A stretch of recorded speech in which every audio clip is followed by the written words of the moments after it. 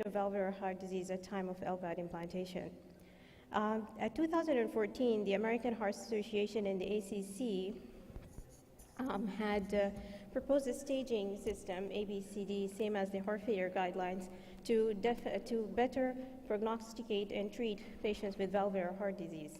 The stage D is defined based on patient symptoms, degree of valvular heart disease severity, LV and RV, volume and pressure overload, and pulmonary hypertension and arrhythmias.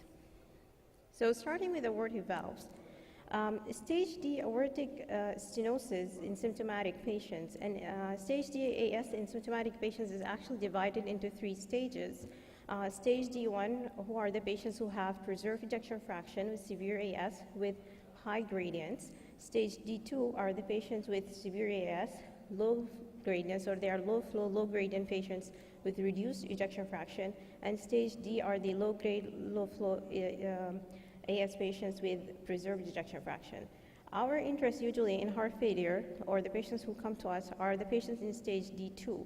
They have reduced ejection fraction, LVH from long-standing afterload, diastolic dysfunction, and they have to go under evaluation with WT mean stress echo to augment or to induce a gradient of more than 40 and velocity of more than 4 to diagnose them with low flow, low gradient, reduced ejection fraction.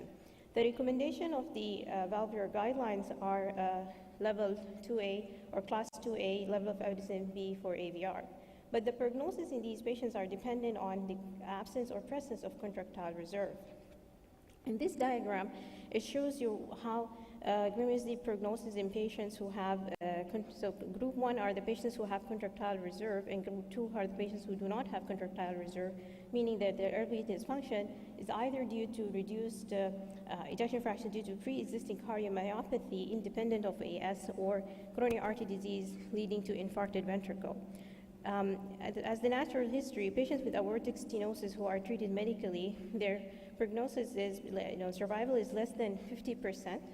At mean of 2 years, 50 is around 4 years. So usually by 2 to 3 years, survival is reduced by 50%. And patients who undergo valvular replacement, if they have a contractile reserve, they actually have a pretty good survival long term compared to patients who do not have a contractile reserve. Again, your survival would drop by 3 years to less than 50%. In aortic insufficiency, again, aortic insufficiency is one of those valvular heart diseases that actually tolerated quite well for a long period of time.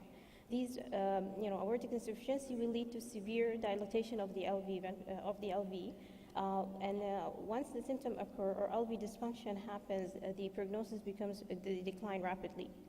The advanced heart failure patients usually have very high LV-EDP, and the degree of aortic regurgitation can be underestimated.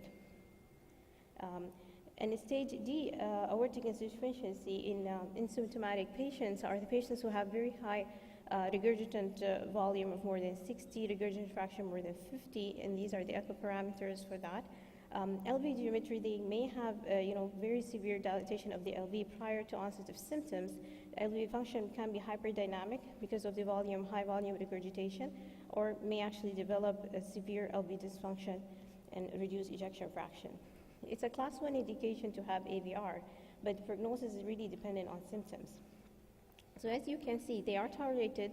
This diagram shows patients who had severe AS on clinical follow-up without any intervention. They have good long-term prognosis when they're on class 1 symptoms or even class 2. They're relatively still good for over 10 years. But patients who start developing class 4 symptoms, either they have preserved or reduced ejection fraction, their mortality is higher, and survival is only 30% by 3 to 4 years.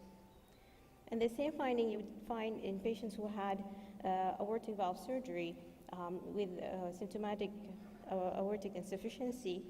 Patient, either they have preserved or reduced ejection fraction. There is clear decline in survival over long term in these patients when they're symptomatic. And when you divide them by ejection fraction, as you can see, patients who have severe LV dysfunction with ejection fraction less than 35%, their survival actually declines quite steeply to less than 50% in a short-term period. So how would you manage an aortic valve disease at time of Lvad implantation? So these patients already have stage D heart failure and stage D valvular heart disease. They are symptomatic with severe LV dysfunction, dilated LVs, non-tolerable medical therapy. They would go under Lvad, but we have to keep in mind that an AI is not tolerable in an Lvad patient. So the aortic valve intervention is warranted. The AI will become both systolic and diastolic continuous due to lack of opening, and the circulation, or the Lvad circulation, will be a closed loop, and this may impair systemic perfusion. And so you need valve intervention, partial or complete closure of the valve. The aortic valve stenosis, on the other hand, is well tolerable to the Lvad hemodynamics. Prosthetic aortic valves are not a contraindication for an Lvad, but mechanical aortic valves actually have higher risk of thromboembolic events, and it's preferred that they should be switched to a bioprosthetic valves, especially in patients with destination therapy. And these are certain surgical approaches on how to prepare or intervene on an aortic valve. I would spend time on this one. A native aortic valve stenosis usually does not need an intervention and can be replaced, if you are expecting LV recovery, can be replaced with a bioprosthetic valve. Incompetent valve, if the degree is more than mild, then they will definitely need repair. A complete patch closure of the aortic valve can be tricky, because if the VAD circulation fails, then you won't have an outflow of the LV, so partial closure is recommended. And for prosthetic valve, it's preferred to have a bioprosthetic valve over mechanical. So that was for aortic stenosis. Mitral valve disease. Mitral valve disease, as you know, advanced heart failure patients usually have severe mitral regurgitation, either their primary mitral valve disease or secondary mitral valve disease due to functional MR. Secondary mitral valve disease would occur in dilated cardiomyopathy due to severe dilatation of the annulus or ischemic MR after a myocardial infarct. Primary mitral valve disease can also lead to LV dysfunction over a long period of time with pulmonary hypertension and LA enlargement. The recommendation of valvular intervention in these patients are for primary MR, if the EF is more than 30% and the systolic dimensions are more than 40, it's a class 1. But when the EF drops, again, it's a class 2B, meaning, it's associated, it's still recommended if you have to, but it's 2B recommendation, and medical therapy is there as a first choice. And same applies to functional mitral regurgitation. This is a table from a JACC review on how to manage severe mitral regurgitation in advanced heart failure. So rule number 1 remains optimize medical therapy and try to control heart failure symptoms. But if medical therapy is not, if the patient is suitable for CRT, then CRT should be considered, and evaluate revascularization if you think the MR is from ischemic etiology. But if these strategies do not help, then surgery should be discussed. And these are suggested criteria, and I know there's a talk in this session on mitral clip, and probably this would change in the future. But if you're considering mitral valve surgery for advanced heart failure patients who are in stage D, then your preoperative risk should be less than 2% if you're going to go for surgery, which is very hard to have in advanced heart failure patients. Ideal candidates for patients who had not have long-standing heart failure, less than 5 years, if they're hemodynamically compensated, so they're not tachycardic, their blood pressure is reasonable, they do not have a hypernatremia because it's a poor prognostic sign. Adrenal dysfunction actually in these patients may actually favor surgery because you're not able to optimize medical therapy, and you're not having a good forward flow actually to perfuse the kidney, so that may be an indication. They also exclude patients who have refractory right-sided heart failure and LV and hepatic cirrhosis. LV and diastolic diameter in this review is actually less than 80 millimeters, but many actually observational studies had excluded patients who had LV dimensions more than 65. And good exercise capacity is a very strong prognostic factor in patients who are undergoing, heart failure patients who are undergoing valvular surgery or any cardiac surgery. And the discussion has to be taken by a multidisciplinary team, heart team, about risk and benefit of these procedures. So, and usually these patients will end up getting an Lvad, and post-Lvad implantation, if the mitral valve disease is primary, then it's preferred to repair the valve or do a bioprosthetic valve.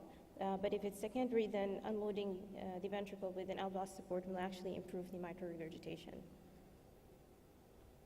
So management of a mitral valve disease during Lvad implantation, if it's a native stenotic valve, then commissurotomy, if it's possible, or if it's regurgitation, usually repair would do.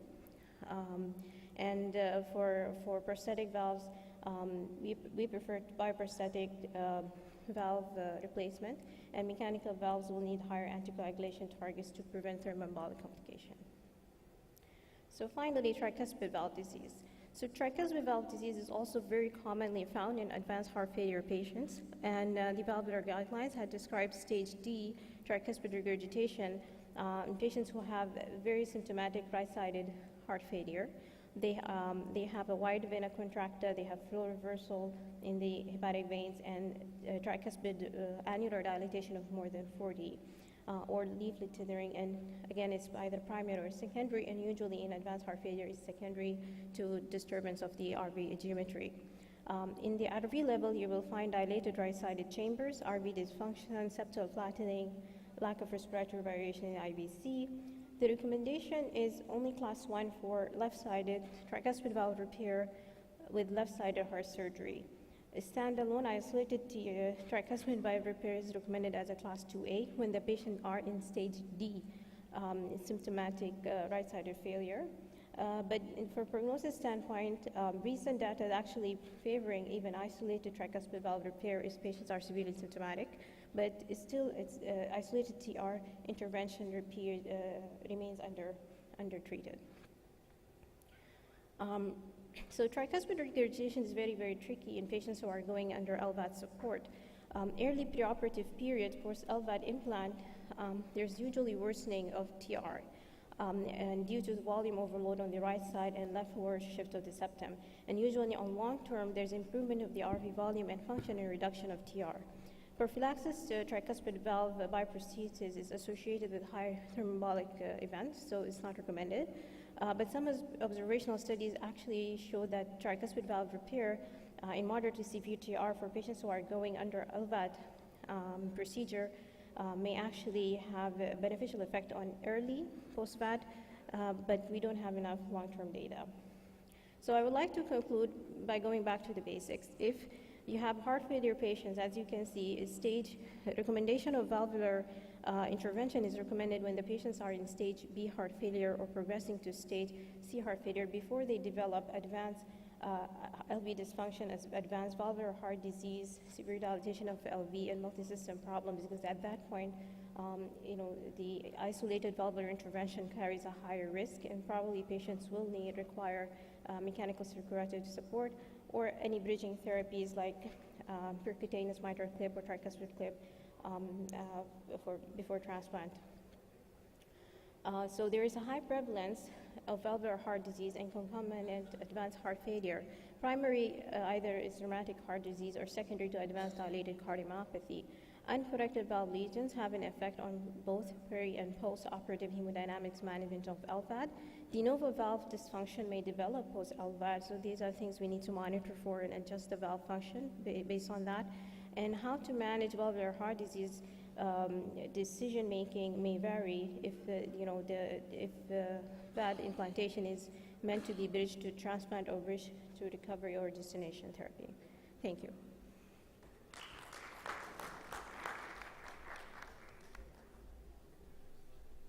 Thank you very much. We have the discussion after all the presentations. Therefore, I'd like to invite Dr. Navar Alatar to give his presentation. Dr. Alatar is a professor of cardiac and transplant surgery.